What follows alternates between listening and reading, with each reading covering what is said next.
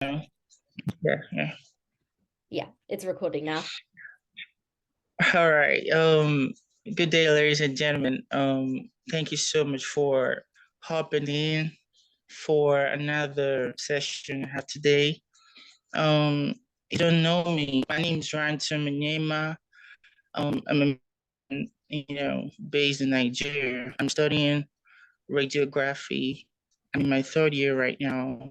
And apart from my medical studies, I'm also a very proficient medical writer, and I do a whole lot of white paper writings. I do a lot of research paperwork. I do a whole lot of scientific paperwork.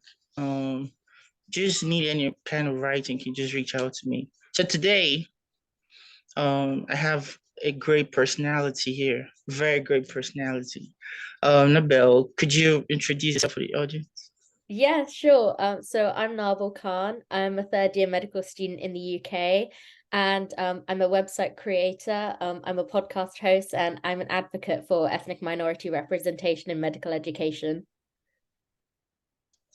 Amazing, amazing. So you were nominated for an award recently. Tell us about it. Yeah, so it's really exciting. So I was nominated for the Bright Network Impact Award, and that's just basically a culmination of like my year of working with advocacy in medical education and just trying to represent as many people as possible in the most effective way as possible. So I've been doing lectures, I've been talking to professors about policy changing, actually engaging with students about what they want to see in their medical education. And all of that work is kind of, peaked with my website, which is Skin for All, which talks about medical representation and has a bunch of different skin colors and skin tones, which hopefully will make sure that every user feels as seen and heard and as respected as possible within the medical sphere. Amazing, amazing. Are you studying dermatology? No, so I'm just a medical student right now, so it's more general right now. However, I noticed that with dermatology, I would say within the medical kind of sphere of the medical field, that's the specialism that's more likely to show the disparities between different races and different ethnic groups. So that's why I decided to focus on dermatology. But me myself, I'm still experimenting on what speciality I'm interested in. I do find dermatology interesting, but for now I think that's just kind of like a good avenue for medical students to go down when it comes to picking out parts of their curriculum that might potentially show that a lack of diversity and a lack of representation.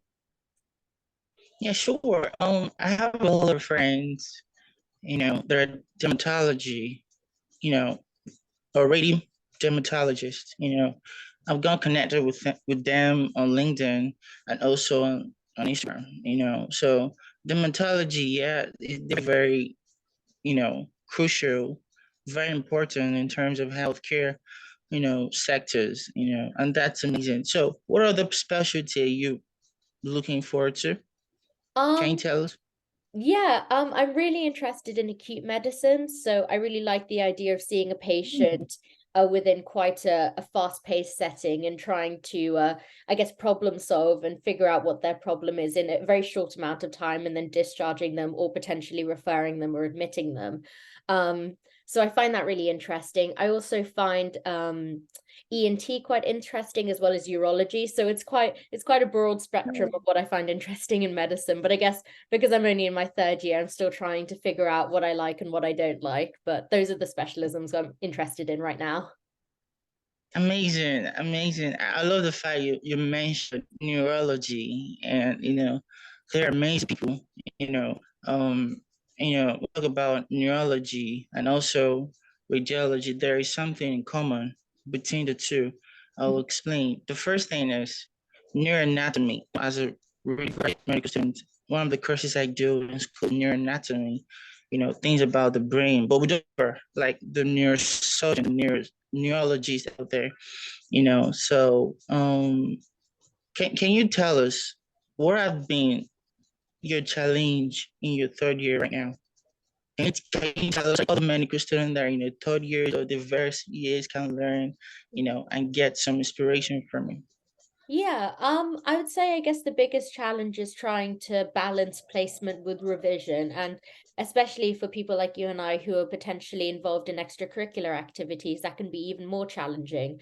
And trying to juggle those different aspects of your life can be really difficult for a medical student because we have the added load of, we've got to be at placement, we've got to immerse ourselves in placement. And then when you get home, most of the time you're really tired and you don't feel like doing revision, but then you have tests coming up. And I think just trying to get that balance and trying to also set aside time for you to relax and to get into the right headspace so you can carry out your daily activities properly it's a tough line to walk, but with experience, experimenting with what you think is relaxing and how you think you should spend your free time is also really important. And I think time management, I know it sounds very cliche, but I think just figuring out how you can spend your time in the most effective way possible while also keeping that time aside for your own mental health is super super important. And the way I do that is I hang out with my friends after placement, or on my journey home, I talk to my friends, I talk to my family. That's the way I kind of unwind, so I can get back into the mindset of, okay, I've given myself time to relax, now it's time to get back into work. Because if you don't do that, you'll burn out. And especially in third year, you're halfway down the medical course. For a lot of courses, it's usually 5 years or 6 years. You're halfway there, and it's very easy for you to become burnt out because it is such a long degree. So just figuring out how you can avoid burnout and how you can maintain your mental health while maintaining your studies is just crucial in thriving as a medical student. Amazing, amazing. Wow. You really touched major areas.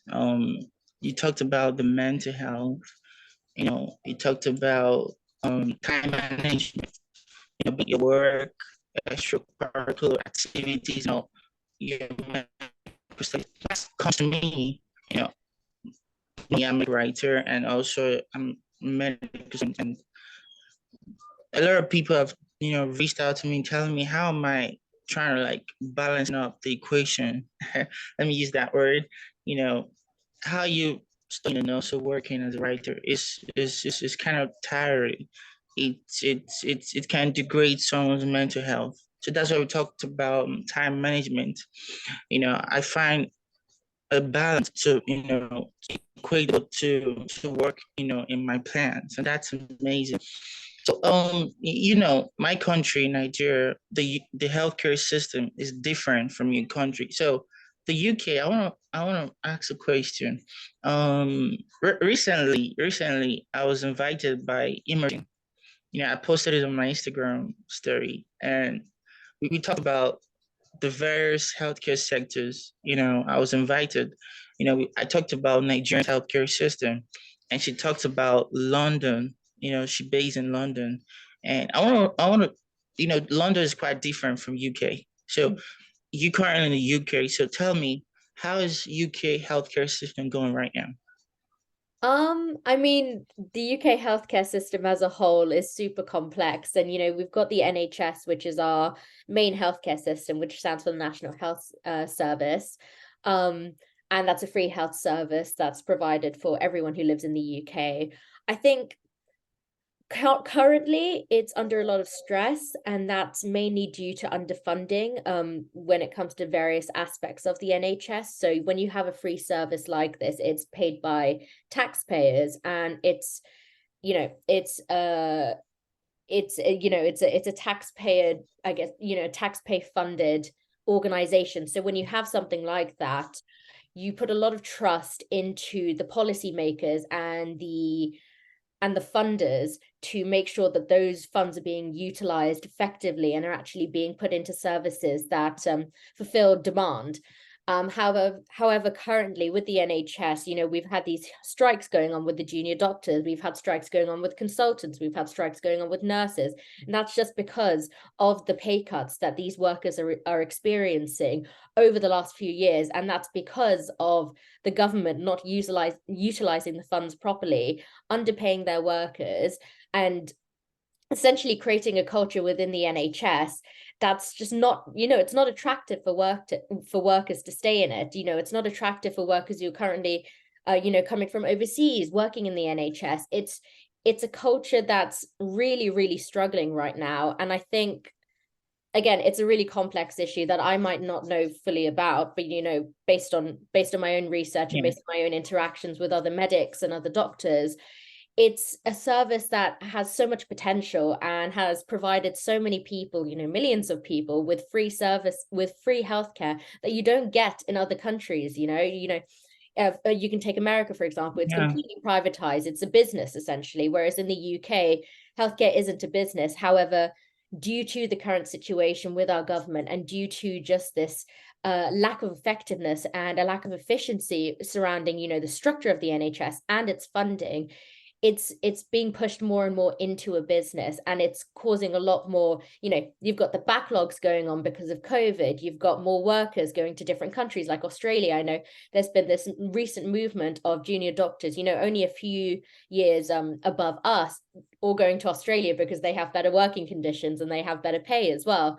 So all of this kind of accumulates into a culture that is just not good to work in. And I guess, yeah, just saying it in layman's terms, the NHS has Yeah. a lot of potential, but it's got a lot of challenges that it's facing, and it's been facing these challenges for years. However, you need workers and you need students like us to actually fight for the NHS and to say, this is a service that's, it's invaluable. It's something that everyone needs. It's universal healthcare. So yeah, that's kind of what the situation is like in the NHS right now, just based off of a very, Yeah. a medical student's perspective. Yeah, I totally understand, amazing, amazing. Definitely the government is really working towards that, really working, it's vivid at work they're doing, and I've done some research about the UK healthcare system, and you really talked about the major points, and that's really amazing. There's a post you made that was on November 6th.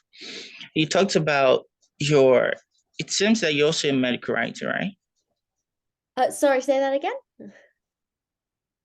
Are you a medical writer? Me, a medical writer. I wouldn't call myself a medical writer, Yeah, but I have written a few articles throughout, about medical topics. Yeah. yeah. It was featured on BBC, right? Yes. Yeah. Amazing. So how did you feel about that? How did you feel that your writing got featured on BBC? Um, it was quite surreal actually. Like, when I got told that it was going to be featured on the BBC, I didn't think it'd get to that position. When I started the website where most of my writing comes from, I just thought, this could be used by a few extra medics or a few medics, around the UK, and, it won't get that big. Definitely won't be on something as big as the BBC. But then when I got the phone call saying, we want you to be on the BBC, and also there's going to be an article that's released, I just thought, wow, finally, my work is making a difference on a national scale and potentially even an international scale. It's reached you in Nigeria. People are talking about it, and people are talking not just about the website itself, but they're talking about the conversation that's been prompted by the website, diversity in healthcare, diversity in medical education, and why that's so important. And I think, that's a job well done. I think, I'm happy that it's actually prompting these conversations to happen. It's actually starting that movement. And, that movement has been around for years. You've got Malone McQuendy, you've got Annabelle Sowamimo. They've all done amazing stuff to push that movement forward for diversity in healthcare. And I think this is just another step in the right direction. And, just a cog in the engine of diversity in healthcare, and all the medical students and all the medical professionals who are committed to making sure everyone feels as respected and as seen, and as represented as possible. Amazing, amazing. Congratulations to you, Nabel. Like it's a great milestone that your article was featured on BBC, it's amazing. It's really amazing, really, really amazing. Thank you. My articles my articles are really featured on magazines, but it hasn't, gone to that height to be featured on CNN, BBC, that's a real I think you should consider putting more, you know, get putting more, priorities over medical writing. What do you think? In terms of for me personally with medical writing, Yeah, just you can just develop some priorities over it. It's gonna go a long way. It's gonna go a long way.